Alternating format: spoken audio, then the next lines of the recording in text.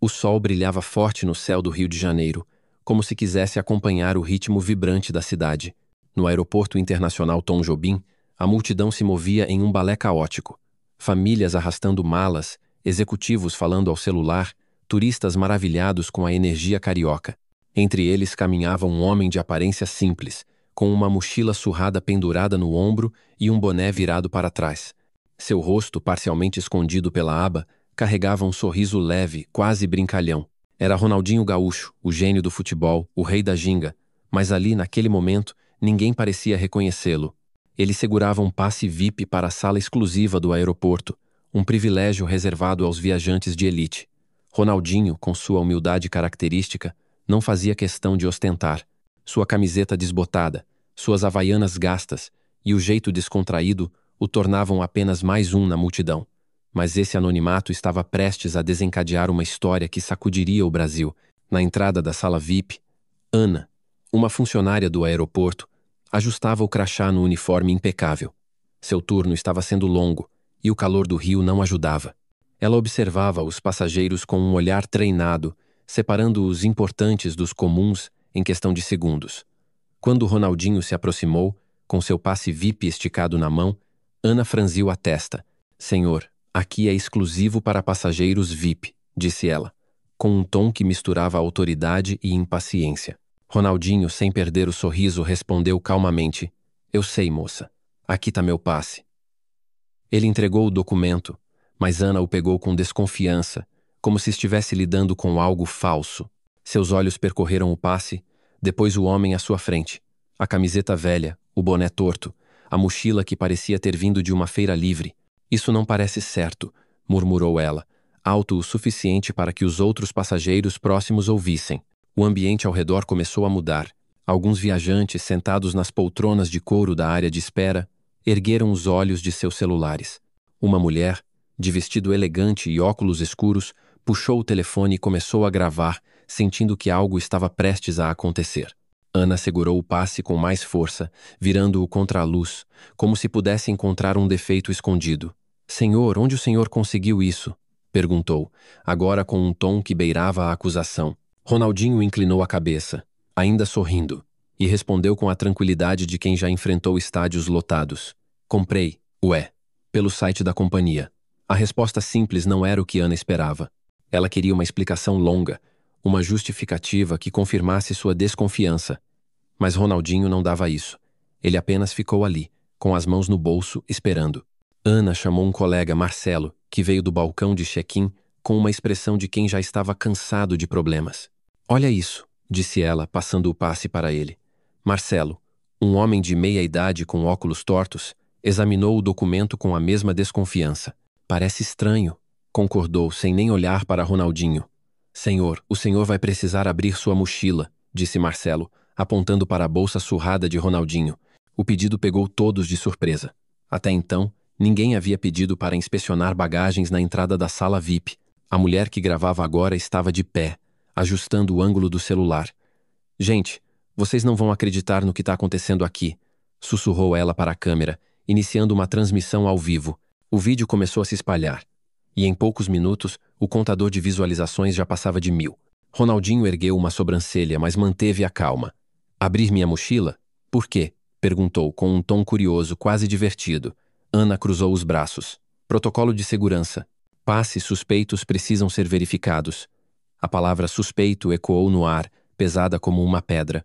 Os outros passageiros agora observavam abertamente, alguns cochichando, outros gravando. A mulher da transmissão ao vivo, chamada Clara, narrava em voz baixa. "Estão tratando esse cara como se ele fosse um criminoso, só porque ele não tá de terno. Isso é um absurdo." Os comentários na live começaram a pipocar. "Que vergonha. Isso é Brasil, né? Quem é esse cara?" O hashtag "vergonha no aeroporto" começou a ganhar força nas redes sociais. Enquanto Ana e Marcelo trocavam olhares, Ronaldinho permanecia sereno. Ele sentou-se em uma das cadeiras próximas, ainda com a mochila no colo, e tirou o boné, revelando o rosto inconfundível. Alguns passageiros arregalaram os olhos, reconhecendo-o. "É o Ronaldinho", sussurrou um homem para a esposa, que imediatamente pegou o celular para tirar uma foto. Mas Ana e Marcelo não perceberam. Eles estavam ocupados discutindo em voz baixa, apontando para o passe e para Ronaldinho como se ele não pudesse ouvi-los. Acho que precisamos chamar o supervisor, disse Ana, com uma certeza que não deixava espaço para dúvidas. Marcelo assentiu e pegou o rádio. Controle. Aqui é o portão 12. Precisamos de um supervisor na sala VIP. Possível passe fraudulento. A palavra fraudulento caiu como uma bomba. Clara, na transmissão ao vivo, repetiu a palavra para seus seguidores, que agora passavam de 5.000. Eles estão chamando o passe dele de fraudulento. O cara só quer entrar na sala VIP que ele pagou. Os comentários explodiam. Isso é racismo. Chama a polícia para eles, não para o passageiro. Que palhaçada é essa? No meio do caos, Ronaldinho pegou o celular, que vibrou com uma notificação. Ele leu a mensagem rapidamente. Reunião do conselho às 15h. Voto decisivo para patrocínio do campeonato. Ele deslizou o dedo para fechar a notificação e voltou a olhar para Ana, que agora chamava o supervisor com mais urgência. O supervisor, Carlos, chegou minutos depois, com o uniforme engomado e uma expressão de quem não queria perder tempo. Qual é o problema? Perguntou, olhando diretamente para Ana. Ela entregou o passe e apontou para Ronaldinho. Esse passageiro tá com um passe VIP que não parece legítimo. Ele não quer colaborar com a inspeção. Carlos olhou para Ronaldinho, que agora estava encostado na cadeira com as pernas cruzadas e o mesmo sorriso tranquilo. Senhor, vou precisar que o senhor venha comigo para verificarmos isso, disse Carlos, com um tom que sugeria que a questão já estava resolvida. Ronaldinho não se moveu. Eu tô no meu lugar com meu passe válido. O que tá de errado com ele? Perguntou, com uma calma que desarmava qualquer tentativa de confronto. Carlos hesitou. Ele olhou para o passe, depois para Ronaldinho, depois para Ana. Senhor, temos protocolos para casos suspeitos. Ronaldinho inclinou a cabeça, ainda sorrindo. Suspeito por quê? Porque eu não tô de terno? Porque eu sou preto? Ou porque vocês acham que eu não posso pagar por isso? A pergunta cortou o ar como uma faca. Ana ficou vermelha, Marcelo abaixou a cabeça e Carlos engoliu em seco. A transmissão ao vivo agora tinha 20.000 espectadores. E o hashtag Vergonhando o Aeroporto estava entre os mais comentados do Brasil. Clara narrava com indignação. Ele acabou de perguntar se é porque ele é preto. E ninguém tá respondendo. Isso é 2025, minha gente. Os passageiros ao redor estavam completamente envolvidos. Um homem de terno, sentado perto da entrada, parou de digitar no laptop e começou a gravar. Uma adolescente com fones de ouvido tirou uma foto e postou no Instagram com a legenda: "Tá acontecendo um absurdo aqui no Galeão."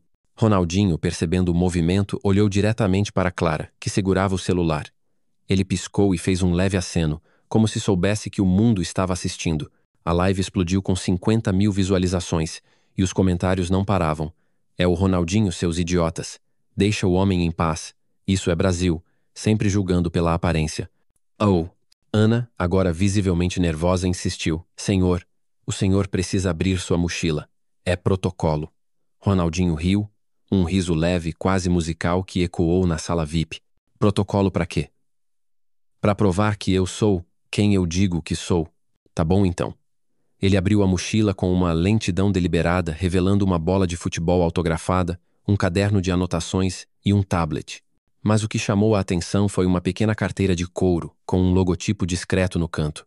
Era o mesmo logotipo que aparecia nas placas de patrocínio do Campeonato Brasileiro, nas camisas dos times, nos comerciais de TV. Era o logotipo da Gaúcho Esportes, uma das maiores conglomeradas de financiamento esportivo do país. Ronaldinho pegou a carteira e tirou um cartão de visita. Ele entregou a Carlos com a mesma calma com que driblava zagueiros. "Dá uma olhada nisso", disse, com um tom que misturava gentileza e autoridade. Carlos leu o cartão e sua expressão mudou instantaneamente. O rosto, antes sério, agora mostrava choque. Ele passou o cartão para Ana, que leu e deixou o passe VIP cair no chão. Marcelo, curioso, pegou o cartão e arregalou os olhos. O cartão era simples, mas poderoso. Ronaldinho Gaúcho, acionista majoritário, Gaúcho Esportes. O silêncio tomou conta da sala VIP. Até os motores dos aviões lá fora pareciam mais quietos. Clara, na transmissão ao vivo, gritou: "É o Ronaldinho Gaúcho. Ele é dono de parte do Campeonato Brasileiro, e esses caras estão tratando ele como se fosse ladrão." A live agora tinha 100.000 espectadores, e o Brasil inteiro parecia estar assistindo. O hashtag Justiça para Ronaldinho substituiu Vergonha no Aeroporto, trending em primeiro lugar. Ronaldinho se levantou. ainda com um sorriso no rosto, e olhou para os 3 funcionários. Agora que a gente já se apresentou, acho que precisamos conversar, disse ele, com uma voz tão calma que parecia estar convidando para um churrasco, não para um confronto. Ele apontou para as câmeras de segurança no teto.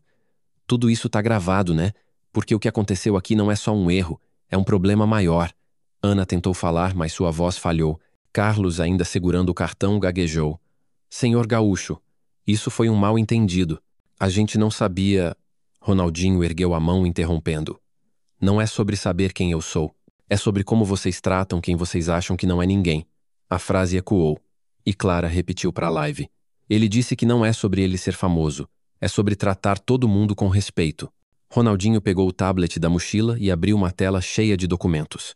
Eu sou acionista da Gaúcho Esportes. Sabe o que isso significa? Que eu tenho voz no conselho que decide quem patrocina o Campeonato Brasileiro. E sabe o que mais? Esse aeroporto depende do nosso patrocínio para eventos esportivos. Ele virou a tela para Carlos, mostrando um contrato com o logotipo da Gaúcho Esportes e do aeroporto. Vocês acabaram de tratar um dos donos do dinheiro que paga essas luzes como se ele fosse um problema. A live agora tinha 200 mil espectadores. E as redes sociais estavam em chamas. Jornais online já publicavam manchetes. Ronaldinho Gaúcho humilhado em aeroporto do Rio. A Gaúcho Esportes emitiu um comunicado nas redes, dizendo que estava acompanhando a situação e que qualquer forma de discriminação é inaceitável. O celular de Ronaldinho vibrou novamente com uma mensagem do presidente do conselho. Estamos vendo tudo. Qual é sua recomendação? Ele respondeu com uma única palavra: mudança. Carlos, agora suando, tentou se explicar. Senhor, a gente segue protocolos. Não foi nada pessoal. Ronaldinho balançou a cabeça. Protocolos que fazem vocês julgarem pela roupa? Pela cor? Isso não é protocolo. Isso é preconceito. Ele olhou para Ana, que agora estava com os olhos marejados. Você perguntou onde eu consegui meu passe. Eu paguei por ele, como todo mundo aqui. Mas você achou que eu não podia, né? Ana não respondeu. Ela apenas abaixou a cabeça, segurando o crachá com força. A transmissão ao vivo atingiu 300 mil espectadores. Clara, emocionada, narrava. O Ronaldinho tá dando uma aula de dignidade. Ele não tá gritando, não tá xingando, mas tá mostrando para todo mundo como isso é errado. Os comentários na live eram uma mistura de apoio e indignação. Orgulho do nosso Dinho. Demite essa mulher. Isso é o Brasil que precisa mudar. Ronaldinho guardou o tablet e olhou para Carlos. Quero falar com o gerente-geral do aeroporto. Agora. Carlos pegou o rádio com as mãos trêmulas. Controle. Aqui é o portão 12. Preciso do gerente-geral na sala VIP. Urgente. Enquanto ele falava, Ronaldinho voltou a sentar, cruzando as pernas e ajustando o boné. Ele pegou a bola de futebol da mochila e começou a girar, lá no dedo, como se estivesse em um campinho de várzea. Os passageiros ao redor, que agora sabiam quem ele era, começaram a aplaudir. Um menino de uns 10 anos correu até ele com um celular. Tio, posso tirar uma foto? Ronaldinho riu. Claro, pequeno. Vem cá. Ele posou para a foto, fazendo o sinal de positivo, enquanto a live capturava tudo. O gerente-geral, Dona Lúcia, chegou correndo, com uma expressão que misturava preocupação e confusão. Ela olhou para Ronaldinho, depois para Carlos, e pegou o cartão de visita que ainda estava na mão do supervisor. Senhor Gaúcho, disse ela com a voz trêmula. Meu Deus, que situação. Eu peço 1000 desculpas. Ronaldinho a interrompeu, com o mesmo tom sereno. Não é sobre desculpas, Dona Lúcia. É sobre o que vai acontecer depois disso. Ele apontou para as câmeras de segurança. Tudo tá gravado. E o Brasil inteiro tá vendo, disse, apontando para a Clara, que agora tinha 500 mil espectadores na live. Ele abriu o tablet novamente e mostrou um documento. Isso é o contrato de patrocínio entre a Gaúcho Esportes e esse aeroporto. Assinado há 3 meses. Sabe o que diz na cláusula 7,2? Que qualquer incidente de discriminação pode levar à suspensão do contrato. E sabe quem aprova isso? Eu. O silêncio voltou à sala VIP. Dona Lúcia olhou para Ana, depois para Carlos, depois para Marcelo. Senhor Gaúcho, isso não vai se repetir. Eu garanto. Ronaldinho balançou a cabeça. Garantir não basta, tem que mudar. A live agora tinha 700 mil espectadores e o Brasil estava paralisado. A história de Ronaldinho, o craque que foi tratado como um ninguém, estava em todos os canais de TV, em todos os grupos de WhatsApp, em todas as timelines. O hashtag Justiça para Ronaldinho era o assunto do momento. e a Gaúcho Esportes anunciou uma reunião de emergência para discutir o caso. Ronaldinho olhou para Dona Lúcia e disse, com a voz firme: "Eu vou para essa reunião agora, e minha recomendação vai depender do que vocês fizerem com isso." Ele guardou o tablet, pegou a mochila e caminhou em direção à sala VIP, com o passe VIP na mão. Os passageiros aplaudiram novamente e Clara na live gritou: "Esse é o nosso Ronaldinho, o cara que dribla no campo e na vida." A live atingiu 1 milhão de espectadores e o mundo estava assistindo. Ana, Marcelo e Carlos ficaram paralisados, enquanto Dona Lúcia pegava o rádio para chamar a equipe de relações públicas. Ronaldinho, já na porta da sala VIP, virou-se e olhou para Ana. "Sabe, moça, eu já fui julgado por muita coisa, mas nunca por querer sentar onde eu paguei para estar." Ele entrou na sala, e a porta se fechou atrás dele, deixando para trás um silêncio que dizia mais do que qualquer palavra. O palco estava montado. As câmeras haviam capturado tudo. O Brasil estava indignado, e Ronaldinho Gaúcho, com sua ginga e sua dignidade, estava prestes a transformar um momento de humilhação em uma revolução. A reunião do conselho estava marcada, e o futuro do aeroporto, do patrocínio e de todos os envolvidos dependia do que ele diria. Mas, acima de tudo, Ronaldinho já havia mostrado ao mundo que o verdadeiro craque não é só aquele que brilha no campo, mas aquele que usa sua voz para mudar o jogo da vida. O Maracanã estava vivo, pulsando como só ele sabe fazer. As arquibancadas, mesmo sem estarem lotadas, vibravam com uma energia que misturava nostalgia e expectativa. Era uma tarde quente no Rio de Janeiro, com o céu tingido de um laranja suave que parecia homenagear o futebol brasileiro. Não era dia de clássico nem de final de campeonato. Era um evento comunitário, daqueles que nascem com a promessa de unir, mas que naquele momento carregavam o peso de uma história maior. Ronaldinho Gaúcho, o mago da bola, o homem cujo sorriso já conquistara o mundo, estava de volta ao estádio onde sua lenda começara a ser escrita. Mas ele não vinha como o astro intocável de outrora, carregado de holofotes e contratos milionários. Ele vinha como um filho da favela, com uma missão que ia além de chutes e dribles: reacender o fogo do futebol puro, aquele que não pede carteira de identidade, mas coração. O vídeo do campinho, que viralizara dias antes, transformara aquela tarde em algo maior do que qualquer um imaginava. E Ronaldinho, com sua ginga inconfundível, estava pronto para transformar a desconfiança em inspiração. A notícia do evento se espalhara como pólvora. Depois que o vídeo do campinho na favela explodiu nas redes sociais, com milhões de visualizações e debates acalorados sobre se era mesmo Ronaldinho jogando com os moleques, a imprensa não perdeu tempo. Jornais esportivos, programas de TV e até blogs de bairro queriam saber: por que um ídolo mundial, que poderia estar em qualquer canto do planeta vivendo de sua fama, escolhera voltar à poeira de um campinho improvisado? Alguns o chamaram de gênio humilde, outros de oportunista tentando reacender a carreira. Havia até quem dissesse que era tudo uma armação para um documentário da Netflix. Mas a verdade, como sempre, estava nos pés de Ronaldinho, e ele sabia que o Maracanã seria o palco perfeito para mostrar isso. Quando a organização do evento, uma ONG dedicada a promover o esporte nas comunidades, o convidou para ser a estrela de um torneio de jovens talentos, ele não hesitou, mas impôs uma condição: "Não quero ser só um rosto na camiseta. Quero que os moleques da favela sejam os protagonistas. Esse dia é para eles." O torneio, batizado de Bola na Rede, Sonho no Coração, reunia times de adolescentes de várias favelas do Rio. Eram garotos e garotas que jogavam com chuteiras remendadas, mas com uma garra que fazia qualquer olheiro sonhar. Ronaldinho não queria apenas aparecer, fazer um discurso e tirar fotos. Ele passou dias antes do evento visitando as comunidades, conversando com os jogadores, ouvindo suas histórias. Num campinho em Jacarezinho, ele conheceu Maria, uma menina de 14 anos que driblava como se a bola fosse uma extensão do corpo. "Tu já pensou em jogar profissional?" perguntou ele, enquanto ela acertava um chute de curva que fez os amigos gritarem. Maria riu, tímida, e respondeu: "Quem vai querer uma menina da favela num time grande, tio?" Ronaldinho olhou nos olhos dela e disse: "Eu sou da favela, e o mundo inteiro quis me ver jogar. Tu só precisa acreditar que a bola não mente." Aquela frase ficou com Maria, e ela foi uma das primeiras a se inscrever no torneio, levando seu time de meninas para o Maracanã. Mas nem tudo era festa. A presença de Ronaldinho no evento atraiu críticas.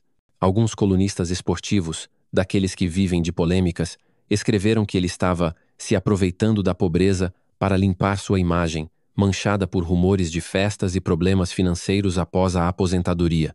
Um apresentador de TV, conhecido por suas opiniões ácidas, disse ao vivo: Ronaldinho é passado. Ele tá tentando voltar aos holofotes usando os pobres como escada. Cadê os troféus agora? As palavras doeram em muitos fãs, mas Ronaldinho parecia imune. Ele não respondia às provocações, não dava entrevistas exclusivas.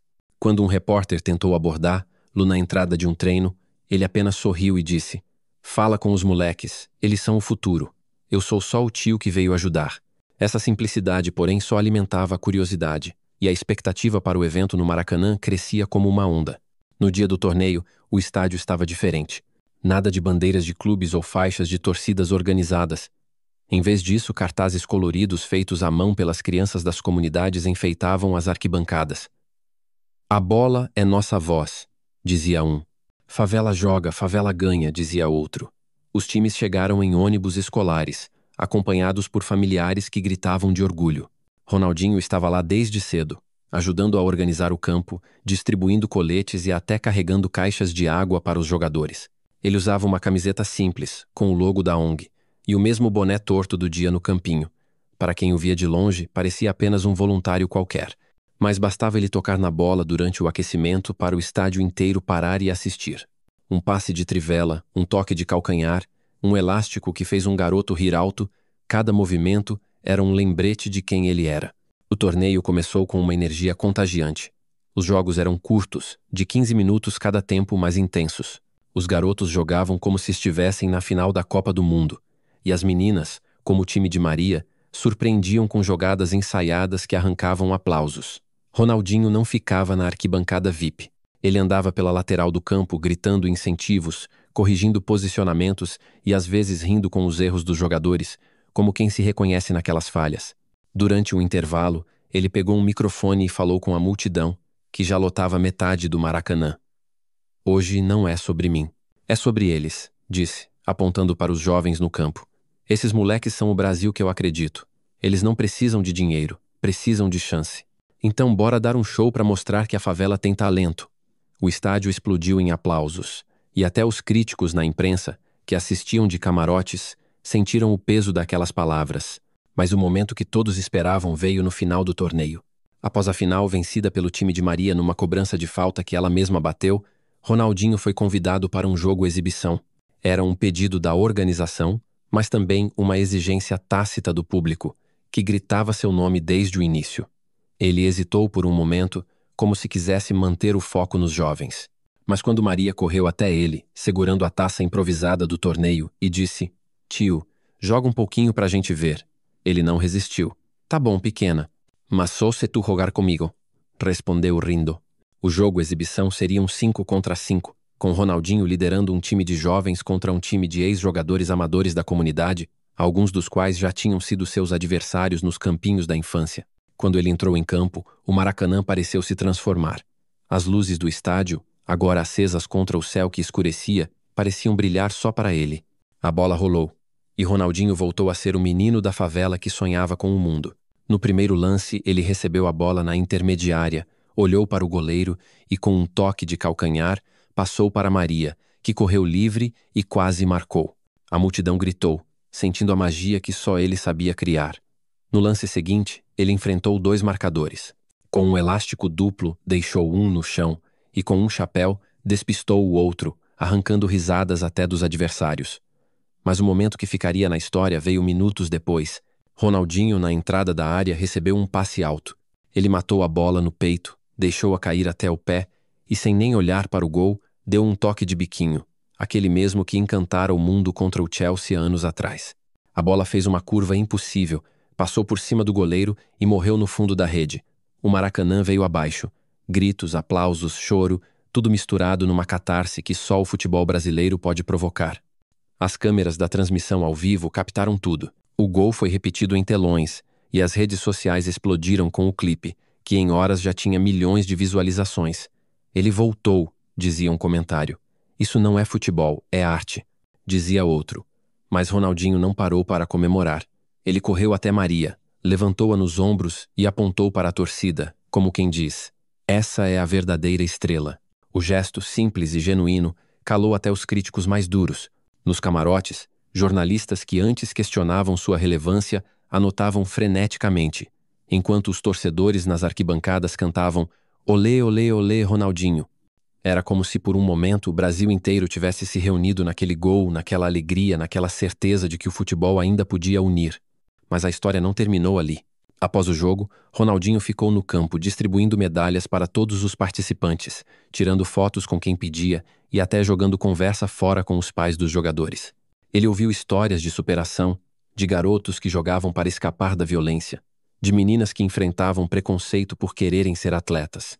Cada palavra parecia reacender algo nele, como se ele estivesse redescobrindo o propósito de sua própria jornada. Quando a imprensa finalmente conseguiu cercá-lo, ele foi direto. Eu não vim aqui para ser herói. Vim para mostrar que esses moleques são os heróis. O Brasil precisa olhar para eles, não para mim. As palavras, ditas com aquele sorriso que nunca falhava, foram manchete no dia seguinte. Jornais que antes o criticavam agora o chamavam de embaixador do futebol de raiz. Nos dias seguintes, o impacto do evento cresceu. O torneio inspirou outras comunidades a organizarem competições semelhantes, e a ONG recebeu doações para expandir o projeto. Maria, a menina que roubara a cena, foi convidada para treinar com a base de um grande clube carioca, um passo que ela jamais imaginara possível. Mas o maior legado estava nas ruas. Em favelas por todo o Brasil, crianças começaram a imitar o elástico de Ronaldinho, a repetir o chute de biquinho, a sonhar com o Maracanã. E em cada campinho uma frase ecoava, passada de boca em boca: "A bola não mente". Era a mensagem que Ronaldinho deixara, não com palavras, mas com cada toque, cada sorriso, cada gesto que dizia que o futebol pertence a todos. Enquanto isso, na mesma favela onde tudo começara, Diego, o jovem que duvidara de Ronaldinho, assistia ao vídeo do Maracanã no celular. Ele não dizia nada, mas seus olhos brilhavam de um jeito diferente. Ao lado dele, Léo, que também estivera no campinho, segurava a carteirinha velha que Ronaldinho deixara para trás. "A gente errou feio, né?", murmurou Léo. Diego não respondeu, mas pegou uma bola e chamou os moleques para jogar. No primeiro drible, ele tentou um elástico desajeitado, mas com vontade. E, pela primeira vez, sorriu como quem começava a entender. Ronaldinho não precisava de troféus para provar quem era. Ele precisava apenas de um campinho, uma bola e a certeza de que, no fundo, o futebol sempre fala mais alto que qualquer desconfiança.